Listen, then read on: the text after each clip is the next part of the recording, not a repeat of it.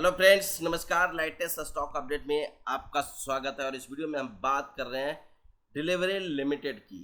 जो यहाँ पे लॉजिस्टिक कंपनी है डिलीवरी लिमिटेड, एक कंपनी का जो शेयर प्राइस है ये अपसाइड की ओर रैली स्टार्ट हो रखा है और ये स्टॉक बहुत जल्द काफ़ी ऊपर जाने वाला है। मैं ये यहाँ पे कह रहा हूँ कि यहाँ पे ऑलरेडी एंट्री के लिए एक तरह से सही लेवल आपको देखने को मिल रहा है ज़रूर, लेकिन दोस्तों यहाँ पे मैं आपको डिलीवरी लिमिटेड के अबाउट सारी चीज़ें बताऊं उससे पहले दोस्तों यहाँ पे मैं डिस्क्लेमर दे रहा हूं कि यहाँ पे मैं किसी भी प्रकार के स्टॉक में इन्वेस्टमेंट करने से पहले आप अपनी एनालिसिस जरूर करें। मैं यहाँ पे किसी भी प्रकार के स्टॉक में इन्वेस्टमेंट रिकमेंडेशन नहीं देता हूँ, इस चीज़ का बिल्कुल आप ध्यान रखें दोस्तों।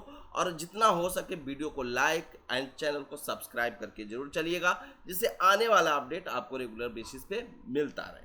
दोस्तों यहाँ पे डिलीवरी लिमिटेड बेसिकली अगर आप देखें तो नया ब्रेकआउट देता हुआ नजर आया है। बेसिकली ये स्टॉक 500 क्रॉस नहीं कर पा रहा था, 500 क्रॉस कर लिया है। तो यहाँ पे नया ब्रेकआउट मिलने का मतलब है कि यहाँ पे सीधा इसकी जो शेयर प्राइस है, अगर कितने भी मार्केट की स्थिति खराब हुआ तो भी 560 से लेके 590 तक ये स्टॉक पहुँचने वाला है।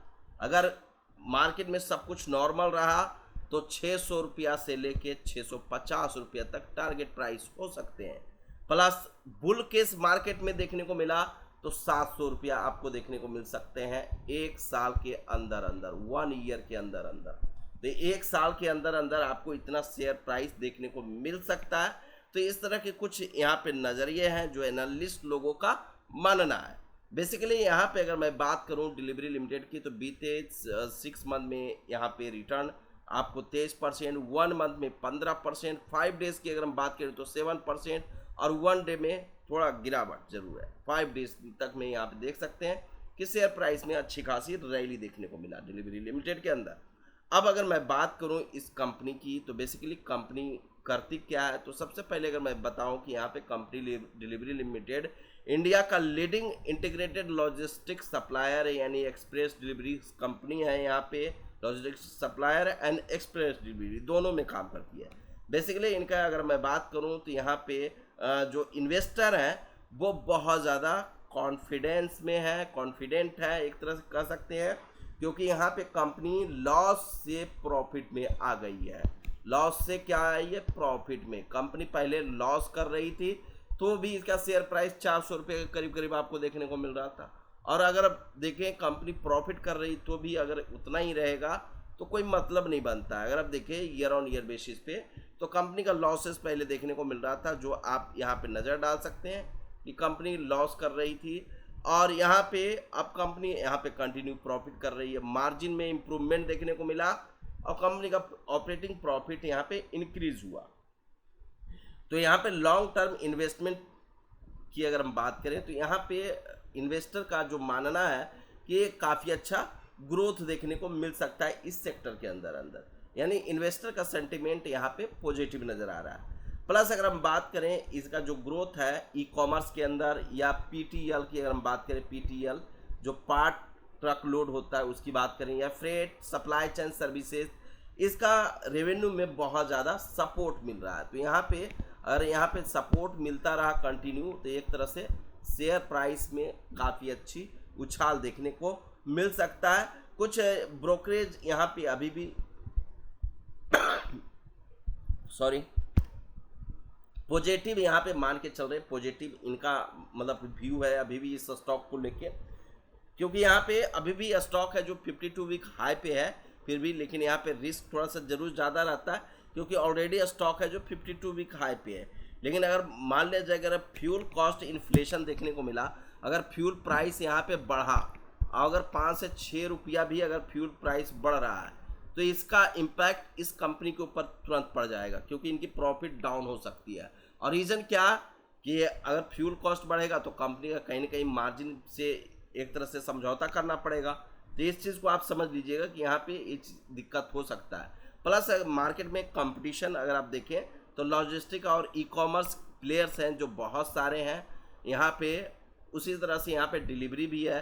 तो यहाँ पे कंपटीशन मार्केट में बहुत है। और अगर आप देखें करेंट जो अर्निंग है उस पर अगर मैं बात करूँ तो यहाँ पे वैल्यूएशन थोड़ा सा ज़्यादा लगता है। अगर आप देखें इसकी जो पी है वो पी है, आप देख सकते हैं 213 रुपये के पी पे पहुंच गया। कंपनी का आरओसी या आरओई बहुत ही खराब है, प्लस 2 रुपया 4 पैसा का मात्र ईपीएस जनरेट कर रही है। शेयर प्राइस 500 रुपया पे है। तो ये जो प्राइस है ना, ये सिर्फ फ्यूचर को सोच के है कि फ्यूचर में कंपनी अच्छा करेगी, इस लेकर इस बात को लेके है, ना कि यहाँ पे एक्चुअल वैल्यूएशन पे यहाँ पे आपको देखने को मिल रहा है। यहाँ पे निवेशक में अगर आप देखें तो यहाँ पे एफआईएस की रिसेंटली अगर आप देखें तो बिकवाली चल रही है, और यहाँ पे डीआईएस की खरीदारी चल रही है, और यहाँ पे कुल मिलाकर अगर आप देखें तो रिटेल निवेशक की हिस्सेदारी कम होती हुई नजर आ रही है। तो कुल मिलाकर अगर आप देखें तो मतलब कि बड़े लोगों के हाथ में कंपनी है, यहाँ पे रिटेल निवेशक के पास में नहीं है, बल्कि यहाँ पे एफआईएस और डीआईएस इसको ऑपरेट कर रही है खास करके। अगर मैं यहाँ पे बात करूँ कंपनी का, तो यहाँ पे रिजर्व कंपनी के पास पर्याप्त है, डेप्ट ना के बराबर है, और कंपनी इन्वेस्टमेंट कंटिन्यू कर रही है अपने बिजनेस को ग्रो करने के लिए। टोटल लाइबिलिटीज़ और एसेट्स कंपनी यहाँ पे इंक्रीज करती हुई नज़र आती है। अगर मैं वही बात करूँ यहाँ पे कंपनी के डिलीवरी लिमिटेड की, तो यहाँ पे कंपनी की जो बुक वैल्यू देखने को मिलेगा 129 रुपीज़ का है। डिविडेंड कभी भी एक कंपनी ने नहीं दिया, पहले यहाँ पे तो लॉस में ही कंपनी थी, अब प्रॉफिट में आए तो अभी भी कंपनी ने डिविडेंड पे नहीं किया। लेकिन यहाँ पे सबसे बड़ा निगेटिव पॉइंट है कि इसके अंदर प्रमोटर है ही नहीं। इस चीज़ का बिल्कुल आप ध्यान रखिएगा कि इसके अंदर कोई प्रमोटर नहीं है। तो इनको जो कंपनी को एक तरह से पूरी मैनेजमेंट ही चला रही है, एक तरह से कहेंगे यहाँ पे FIS and DIIs and board of director जो है इस कंपनी को ऑपरेट कर रहे हैं पूरा। और यहाँ पे अगर मैं बात करूँ, यहाँ पे एफआईएस और डीआईएस की आपको हिस्सेदारी देखने को मिल रहा है कि काफ़ी अच्छा खासा है। लेकिन प्रोज एंड कॉन्स में अगर आप देखें तो काफ़ी सारे चीज़ें हैं जो आपको निगेटिव देखने को मिलेगा। कॉन्स में बहुत ज़्यादा चीज़ें हैं, और प्रोज में सिर्फ आपको एक है जो लास्ट 5 ईयर्स का CAGR ग्रोथ है वो 90% से ज़्यादा है।